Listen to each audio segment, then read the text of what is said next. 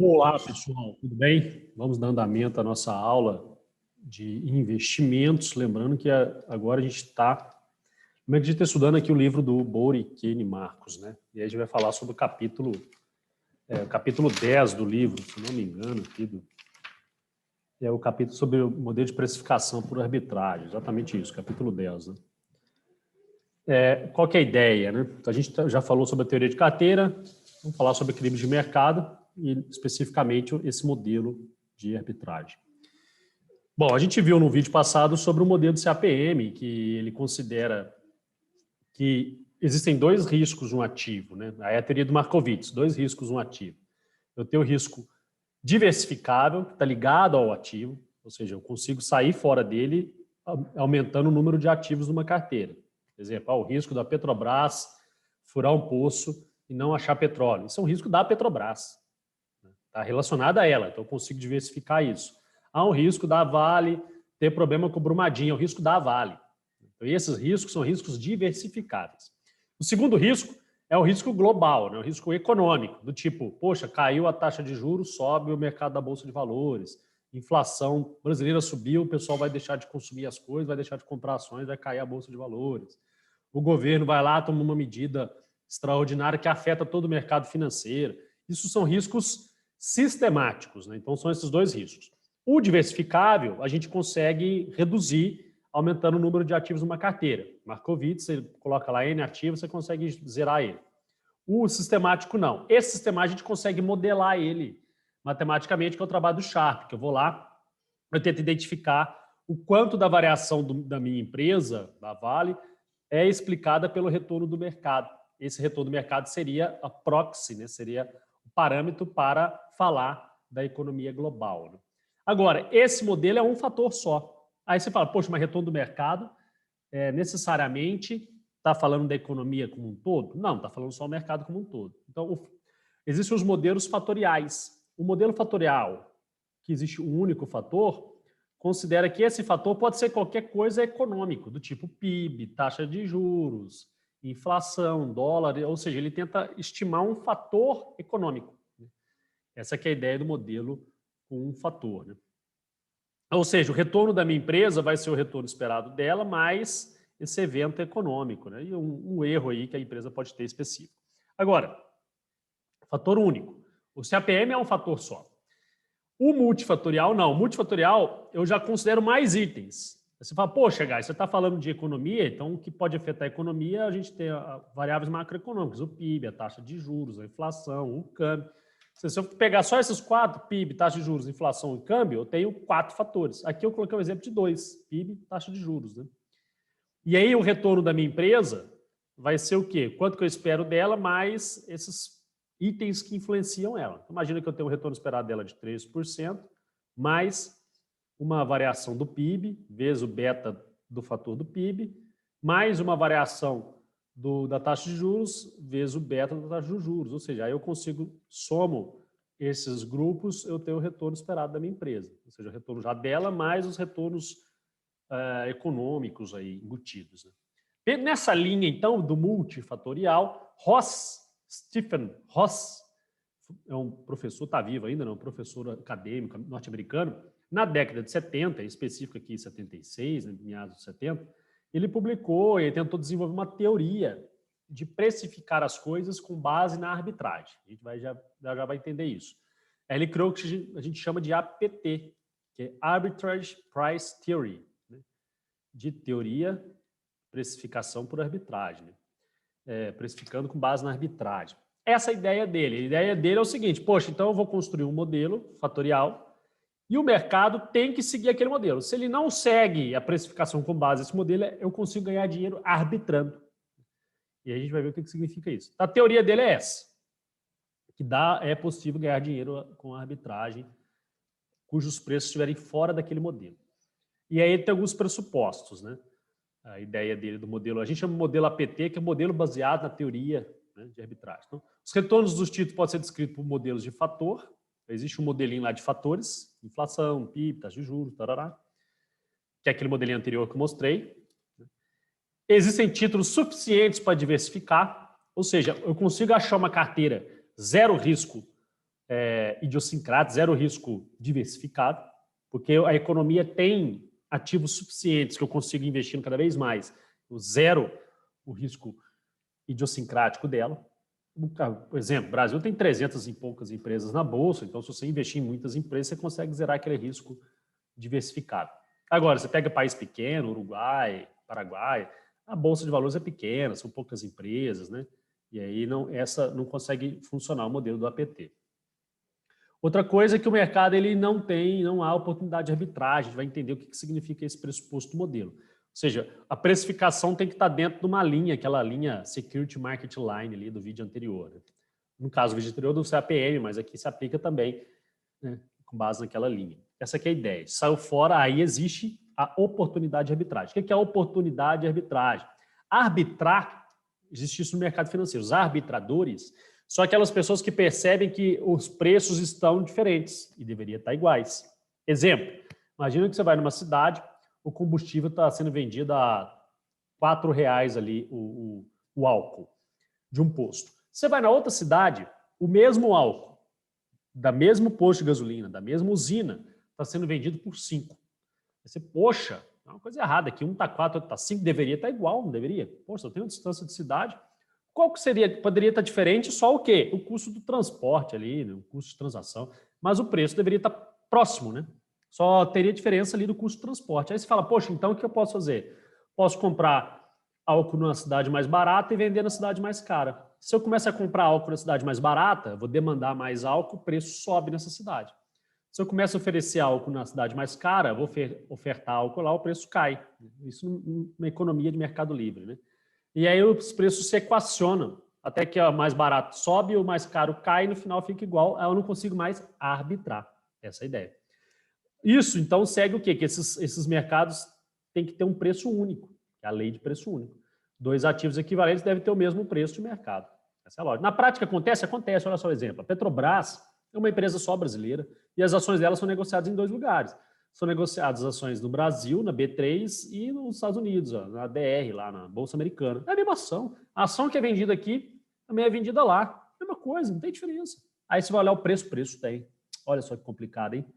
O preço tem hora que descola, tem hora que cola. Aí o que os arbitradores fazem? Eles percebem que descolou, eles falam, poxa, o preço descolou, não dá para ganhar dinheiro aqui. Aí como que ganha dinheiro? Ele compra onde está mais barato, vende onde está mais caro. Quando ele se junta, ele faz o inverso, né? Ele compra onde ele vendeu e vende onde ele comprou e ganha dinheiro com essa operação, né? Ou seja, essa oportunidade de arbitragem é quando esses preços mudam, né? E pela lógica do lei do preço único, deveria ser igual. Então, aqui um exemplo bem clássico para vocês verem. Imagina 2 ativos que são equivalentes pela lei do preço único, deveriam ser iguais. Então, tá lá. 30, 31 e aqui os preços. Aí eu reparo que esses preços sobe e cai, só que aí chega num determinado momento, aqui em junho, ele descola, dá uma diferença de 4,50. Não deveria dar, a diferença tinha que ser o quê? R$1, 0, 50 centavos, uma diferença muito grande. Aí os arbitradores falam, poxa, então eu vou comprar onde está mais barato e vender onde está mais caro. E deixa o que acontecer, o que acontece. Né? Aí quando eu faço isso, esses preços aqui tendem a subir, o outro preço tende a cair, dependendo do mercado. Ou se já tiver um efeito no mercado que os dois subam, beleza, então eles tendem a diminuir a diferença, essa que é a lógica, diminui a diferença. E aí quando ele diminui a diferença, ele sai, né? Então o que ele vai fazer? Ele vai comprar aqui, ó, olhando só pela ótica do ativo A, ele vai comprar aqui a R$30, ou seja, vai desembolsar 30 e vender a 36 aqui, ó. Vai vender 36. Ele vai ganhar 5,50 no ativo A. E no ativo B, ele vai vender aqui a 35 e comprar aqui a 36. Né? Ou seja, ele vai perder R$1. No final, ele vai ganhar 4,50. Aí você fala, poxa, Gai, por que ele não comprou só no A e ganhava mais? É porque para ele você comprar só no A, ele teria que adivinhar a direção. Se caísse, ele perderia. Se subisse, ele ganharia, porque está comprado. Se ele está arbitrando, não importa a direção. Pode cair, ele vai ganhar, né, nas pontas. Então, ele zera o risco. Então, a arbitragem, você tem zero risco. E aí, você também não precisa necessariamente de investimento se for a mesma quantidade. Só para vocês terem noção, aqui, ó, 30 e 35 aqui, ó, eu vou ganhar 35 e 30 dá 4,50. É o valor que eu precisaria ali naquele investimento. Né? Logo, essa arbitragem é essa ideia de comprar onde estava barato, vender mais caro, e depois os preços se igualam e beleza. Né? por causa da lei do preço único, essa teoria. Aí o Ross falou, poxa, então eu vou pegar um modelo de precificação de fator e vou linkar com a arbitragem e falar que o mercado ele segue essa ideia da arbitradora e dá para ganhar dinheiro ali. Por isso que justifica modelar esse mercado com base nessa teoria de arbitragem. Né? A gente vai ver quando for falar de renda fixa, títulos públicos são precificados por meio de arbitragem na prática e a gente vai entender depois como isso acontece. Né? Vai ficar muito claro essa ideia da arbitragem no mercado de títulos públicos brasileiros. Né? Mas vamos voltando aqui. Lembra, então, eu tenho lá um determinado fator, esse fator eu vou ter um determinado beta, né, que é o coeficiente lá linear, angular, e aí imagina que eu tenha uma carteira A e C. A carteira A tem um beta 1, o beta, lembrando que o beta é o risco, né? Então, é o risco sistemático. Então, a carteira A, o retorno esperado dela é 10, o beta dela é 1. A carteira A é bem diversificada. O que é esse bem diversificado? O que isso significa? Que ela só tem o risco sistemático. Que quando ela não é bem diversificada, ela tem dois riscos ali, o diversificável e o econômico. Né? Quando ela é bem diversificada, esse daqui anula. Então, toda a variação dela toda a variação dos retornos dela, esse 10%, toda a variação do 10% está explicado no fator que vai justificar. Essa aqui é a ideia da bem diversificada. Então, beleza. Então, não existe outro. Aí, se eu traço aqui a reta de mercado de títulos, lá, a Security Market Line, que era aquela ideia de precificação de um título com base nela, né? Então, eu tenho lá, eu sei que se o beta é 1, tem que ser 10%, e se o beta é 0, tem que ser 4%. Então, me dá o quê? Me dá uma diferença aqui, que é esse prêmio pelo risco, me dá uma variação aqui que eu consigo precificar com base em triângulos, aí, equação da reta, tarará. Maravilha. Aí eu pego uma outra. Essa outra carteira, ela não é bem diversificada, uma carteira normal do mercado, ela está 6% de retorno e o beta dela é meio. Se o beta dela é meio, quanto que deveria ser pela precificação? Poxa, meio está aqui na metade, né? Então vamos achar qual que seria esse lado de cá, né? Como que eu faço isso? Precificando igual o CAPM. Então o retorno da empresa vai ser o retorno livre de risco mais o beta vezes a diferença ali do retorno, né, em excesso. Né? Assiste a videoaula do CAPM, vocês vão entender isso aqui. Beleza. Então, qual que é o retorno do ativo C? Livre de risco 4%, mais o beta, que é meio, está aqui, vezes aí o retorno em excesso. Quanto que é retorno em excesso? Poxa, 10% um beta 1, então 10% menos 4%, né? E para um beta 1, né? Sempre o beta 1 era lá o retorno de mercado do CAPM, é a mesma lógica, e aí deu 7. Portanto, aqui, ó, pela lei aqui dos triângulos, né? Deveria ser 7. Quanto que ela é? 6. Poxa, está mal precificado, hein? Se está mal precificado, isso daqui está fora, eu consigo arbitrar. Essa é a ideia, pelo modelo. Né? Há oportunidade de arbitragem. Logo, a teoria de precificação pressupõe que, se eu tenho... Qual que deve ser o preço hoje? O preço hoje vai ser justamente quanto que eu ganharia com ele amanhã. Suponhamos que 10 por 110, imagina que eu vou ganhar 110 e minha taxa de juros é de 10%. Essa taxa de juros é com base no modelo APT, que é aquela precificação que eu mostrei. Então, eu tenho que ganhar 10%, que ele vai achar retorno. Isso amanhã, né, no T1. Se eu trago isso para o T0, descontando esse 10%, então vai ser 110 dividido por 1,1, né? 10%. Vai me dar 100. Logo, o preço do meu ativo vai ser esses valores futuros, nesse caso aqui eu dei um exemplo só de 110, todos os ganhos futuros, dividido por 1 mais a taxa da PT. 1 mais 1,10% mais a taxa do PT. Elevado aqui porque é juros compostos, então aqui é uma matemática financeira. Tá lá, o preço do meu ativo. Então, pelo modelo de APT, o preço da minha ação deve ser por essa fórmula matemática, depois a gente pode discutir mais sobre ela. Imagina que eu faço isso, rentabilidade da Vale seja de 3% ao ano, 13, né? 13 é pouco, 3% ao ano. Eu imagino os ganhos que eu vou ter com a Vale no futuro, traga valor presente e descubro que o preço da Vale dá R$120, ó, pelo modelo APT. Aí eu olho no mercado, poxa, a Vale está sendo negociada a R$130. Poxa, deveria ser 120, está 130, então eu consigo arbitrar. existe a possibilidade de arbitragem quando o preço está diferenciado do que deveria. Aí o arbitrador entra pela teoria do Ross, tudo teórico. Como que eu faria isso? Para arbitrar, poxa, comprar vale lá para vender, eu tenho que ter dinheiro. Para arbitrar, eu consigo fazer sem ter dinheiro. Primeira coisa é, eu vejo uma carteira que tem a precificação correta. Então, tem lá uma carteira com N ativos, já livre de risco, né, bem diversificada. Aquela lógica do Markowitz, não acha aquela carteira G lá, bem diversificada, que ela está precificada corretamente. Naquele exemplo anterior seria a carteira A lá, que eu te mostrei. Beleza. Aí eu vou pegar essa carteira, eu vou alterar dentro dela o percentual que eu vou investir em cada ativo, de forma que o beta dela ou sobe ou desce. Porque eu vou alterando, né? Lá tem vários ativos lá dentro, cada um tem um beta diferente.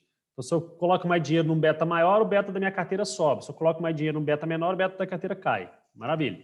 Então, eu vou alterar esses percentuais de forma que o beta da carteira seja exatamente igual ao beta do ativo mal avaliado. No caso aí da Vale, o exemplo. Então, tem uma carteira lá e eu vou fazer com que aquela minha carteira ela desça na reta do mercado de título que iguale ao beta da Vale. Fica igualzinho ao beta da Vale.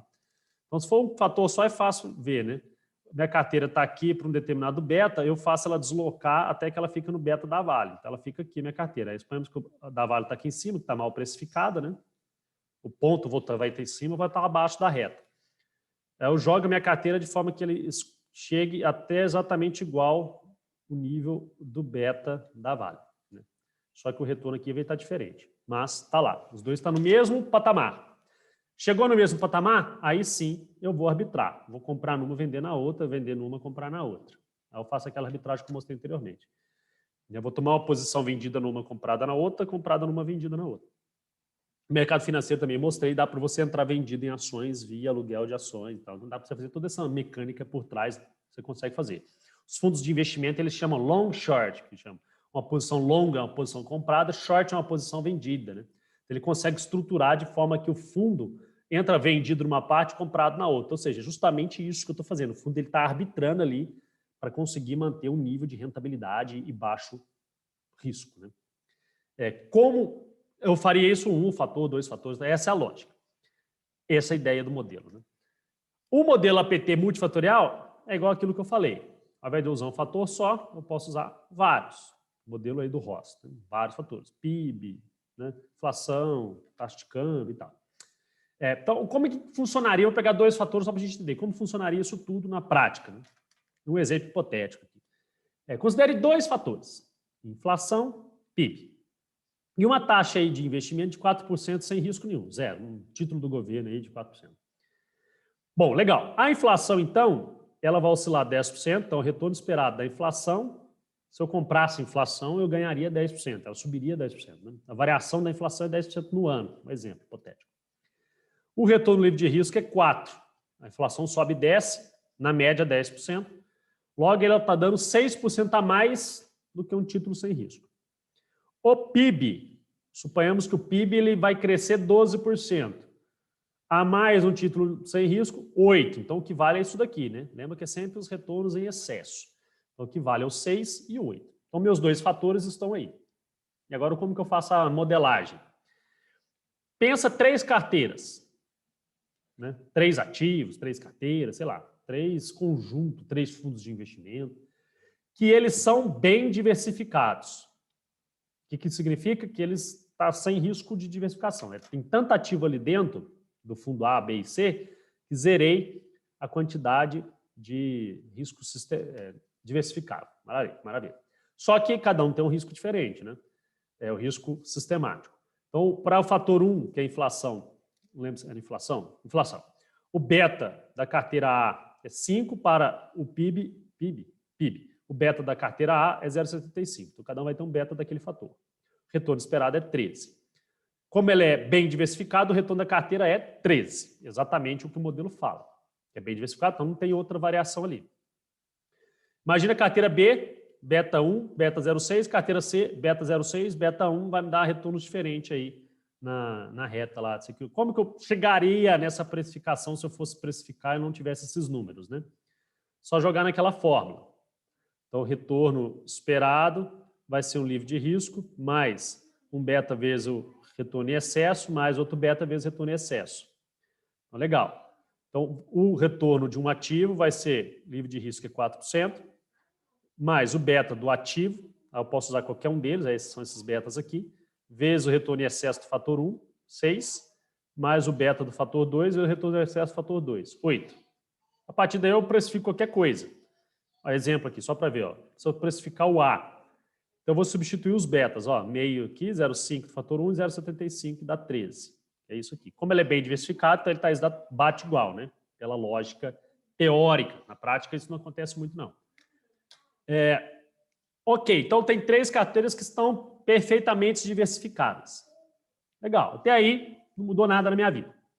Agora é o seguinte, eu estou observando o mercado e eu noto que uma determinada ação de uma empresa lá perdida na bolsa, empresa E, ela está com retorno esperado de 15%. Aí eu olho e falo, puxa, 15%, hein? Calculo o beta 1 do fator 1, da inflação dela, beta 2, fator 2, da inflação do PIB dela. Como que eu faço isso? Eu pego o retorno da empresa, pego o retorno da inflação mês a mês, né? Ano a ano. Inflação você vai ter mês. Então, mês a mês. O PIB, você pode pegar o IBCBR lá do Banco Central, que ele traz todo mês, né? Que é uma da atividade econômica, é tipo uma prévia do PIB, né? Porque o PIB mesmo é de 3 em 3 meses, mas o IBCBR tem todo mês. Então, você joga lá, você consegue. Então, eu vou ter vários retornos da empresa, retornos do IBCBR, da inflação, aí eu calculo esses betas, a covariância sobre a variância, né? Igual o CPM, igualzinho. Aí eu calculei esses beta aqui, 0,65, 0,84. Beleza. Aí o modelo, pela lógica, igual ao anterior, né? O modelo de precificação vai ser isso. Ó. O retorno do meu ativo era o 0,4, você lembra lá? Aqui, ó. 0,4 vezes o 6 vezes o 0,8 aqui, né?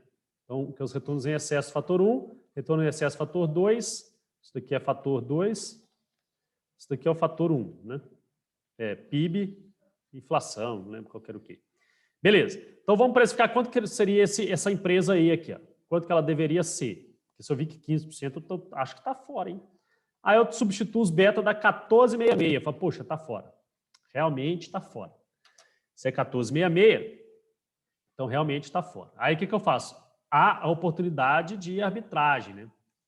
Então, note que o retorno esperado na verdade, aqui está errado. Aqui não é 16, não. O retorno esperado de 15, aqui é 15. Está acima do previsto pelo modelo. Isso possibilita que eu faça uma arbitragem. Poxa, está fora ali, né?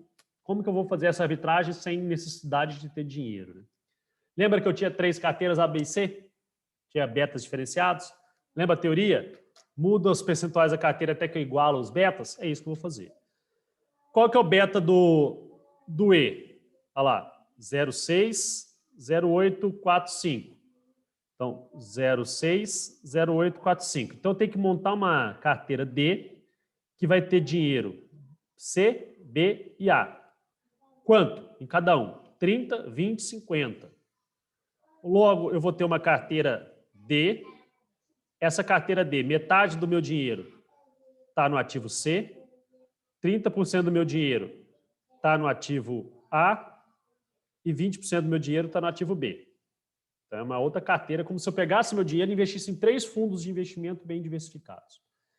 Por que desses percentuais? Porque se eu colocar 30 vezes o 5, mais 20% vezes o 1, mais 50% vezes o 6, dá o 0,65. 30% vezes o 75, 20 vezes o 6, 50 vezes o 1, e somo, dá o 0,84, que é igual quem? Igual esse ativo E. Repare, então, que agora eu tenho 2 coisas, o D e o E. O D é 3 fundos de investimento, ABC, bem diversificado, então ele está exatamente igual ali o modelo do APT, e o E está fora. E os dois têm o mesmo risco, beta, mas tem retornos diferentes. O que eu faço? Arbitragem. Vou lá, compro num, vendo no outro, depois eu vejo o inverso. Então, se esse aqui vai render 15 e esse 14,66, o que eu vou fazer? Vou, em vez de comprar esse daqui, R$1.000 dele, boto R$1.000 nele. Depois de um período, aqui T0 suponhamos hoje. Daqui depois de um mês, exemplo. Né? Se esse 15%, um ano, vai, vamos colocar aqui um ano para bater 15% ao ano. Né? Então, isso aqui depois de um ano. Então, eu compro hoje a R$1.000 dele.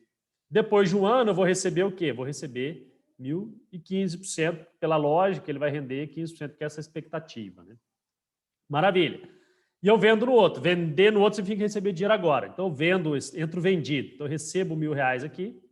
Repara que, então, meu investimento aqui é zero. Ó, não vou investir nada. Eu estou botando dinheiro numa, tirando do outro. Né? Depois de um ano, esses 1.000 aqui vai gerar o 14%. Então, tem que pagar, né? Tem que pagar 14%. Então, se eu vendi, eu recebi agora, e depois eu tenho que comprar, ou seja, eu tenho que pagar isso aqui.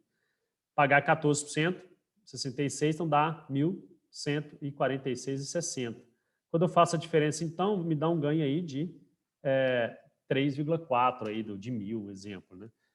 Porque ali a diferencinha é 15%, 14,66, dá uma diferença pequena, e eu só fiz um cálculo de 1.000, eu vou ganhar R$3,40 aí, sem fazendo essa operação de arbitragem. Legal, então, como todo mundo vai fazer isso, esses preços aqui tendem a aumentar, então essa rentabilidade tenta ficar igual a esse, pela lógica do modelo, lógica teórica. Né? Mas é isso. Então, a ideia do Ross é esse pensamento financeiro, econômico aí no mercado. Né?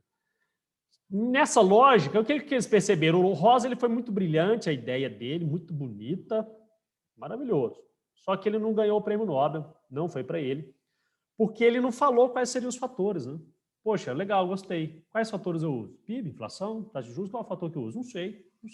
Tá solto. O modelo dele ficou assim, ele jogou a ideia e não formatou. A galera gosta de coisa formatadinha, de receita de bolo. Agora, quem soltou essa receita de bolo? Fama French. Eugene Fama e Kennedy French, esse aqui, o Eugene Fama, ganhou o Nobel. Foram lá em 96, bem mais recente, viu, gente? Já estamos trazendo bem para os dias hoje. É um dos poucos usados atualmente. Se bem que, só para vocês terem uma noção, o Brasil hoje usa muito CAPM, ó, da década lá de 50, 70 e poucos, 50 e poucos, 60 e poucos. 50 é o Markowitz, 60, década de 60. Esse cara aqui é década de 90, o 3 fatores aí do Fama French, né? 96. O Ross foi 70, mas não deu muito certo. Então, esse daqui é muito usado fora do Brasil. O que ele faz? Ele já fala quais seriam esses fatores. É a mesma ideia, só que fala, não, eu vou te falar os fatores quais são. São 3 fatores. 3 fatores.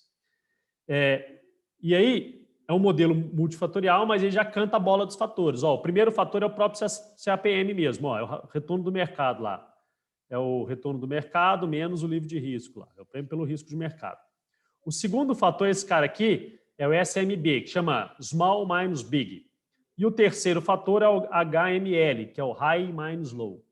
O que é esse Small minus Big? Ele pega o tamanho da empresa. Então, ele pega a empresa pequenininha de tamanho, acha uma carteira de empresas pequenas, acha uma carteira de empresas grandes e faz uma rentabilidade de uma menos a outra. É como se eu pegasse assim, todas do Ibovespa, aí eu pego as pequenas e as grandes. Monto uma carteira só das grandes, monta uma carteira das pequenas e faz um menos a outra. Acha a rentabilidade desse small minus big. Pequena menos a grande. Acha o percentual por período. É um parâmetro. Então, vou ter um percentual ali. Cada mês, de rentabilidade, que é um menos o outro. Aí eu vou pôr isso aqui, high minus low. O que é isso? É um indicador, chama book to market, né, que é a quantidade de valor contábil sobre o valor das ações. É uma coisa econômica múltiplo, que se eu tiver um tempo eu discuto com vocês com mais calma. Então eu vou pegar esse múltiplo, vou pegar qual que tem um percentual book to market alto, tem um percentual book to market baixo. Então pega essa carteira book to market alto, o high, menos a rentabilidade de uma carteira com ações da Bolsa de Valores que tem o book to market baixo. Acho que ali, um menos o outro, eu tenho uma série de ações de carteira high minus low. Beleza. Faço o beta dela, covariância sobre a variância, tarará, e aí eu chego nesse modelo, eu consigo precificar as ações da minha empresa. Então, eu quero precificar a Petrobras, eu faço o quê? Retorno do mercado Ibovespa, small minus big, as menorzinhas menos as maiorzinhas, por valor, as altas menos as baixas de book to market, calculo essa fórmula matemática, eu consigo ver quanto que tem que render as ações da Petrobras. Esse é um modelo que o mercado brasileiro, aos poucos, alguns bancos usam. isso daqui usa até, de certa forma, no Brasil, tem sido bastante utilizado, né? Recentemente, já vamos trazer para agora, né? 2015, o mesmo Fama French criou um modelo de 5 fatores. Ele considerou mais 5 itens aí para precificar, ou seja, onde que o mercado, onde que a ciência está hoje? Vamos falar de ciência. A ciência está nisso daí. Quais seriam os modelos quais seriam os fatores pelo qual precifica um determinado ativo? Essa que é a dúvida que paira na ciência de precificação de ativos do mercado. Se eu estou no Brasil, quais seriam esses fatores? Preço da inflação, PIB, Small menos Big, quais seriam esses fatores? Ou qualquer um tirado da cartola aí? Então, os pesquisadores de finanças estudam justamente isso, de forma que eu consiga descobrir a rentabilidade de um ativo. Tudo bem, pessoal? Então é isso. Até a próxima, que a gente vai discutir sobre eficiência de mercado. Abraço.